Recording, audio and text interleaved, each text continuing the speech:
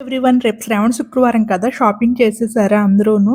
నేను కూడా రేపు శ్రావణ శుక్రవారం అని చెప్పేసి ఫ్రూట్స్, వెజిటబుల్స్ అన్నీ కావాలని ఈరోజైతే బయటకొచ్చాను. యాక్చువల్‌గా మేము వేరే స్టేట్‌లో ఉంటాము. ఇక్కడేమో బయట మార్కెట్‌లో నాకు బార్గెనింగ్ చేయడం రాదు. ప్లస్ అన్నీ కూడా దొరకవనమాట. అందుకని చెప్పేసి మా ఇంటి దగ్గరలో రిలయన్స్ ఉంటే రిలయన్స్‌కొచ్చాను. అన్నీ కూడా షాపింగ్ చేశాను. ఇంక ఈరోజు రిలయన్స్‌లో అన్నీ ఫ్రెష్‌గా ఉన్నాయని చెప్పేసి ఎక్కువగా తీసుకున్నాను.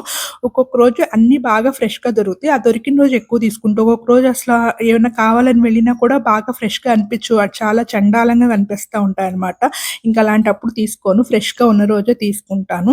ఇంకా మిల్క్ కూడా ఎక్కువ తీసుకున్నాను. ఎందుకంటే పొద్దున్నే పాయసం చేయాలి. ఇక లంచ్ బాక్స్‌లో అయి ప్రిపేర్ చేయాలి కదా! నేను ఎర్లీ మార్నింగే చేసేస్తాను పూజ. ఇంక ఎర్లీ మార్నింగ్ అంటే మిల్క్ బయట దొరకవు కదా! అందుకని చెప్పేసి ఇక్కడే మిల్క్ కూడా ఒక 2 లీటర్స్ అయితే తీసుకొని ఇంకా అన్నీ కూడా ప్యాక్ చేసుకుంటున్నాను.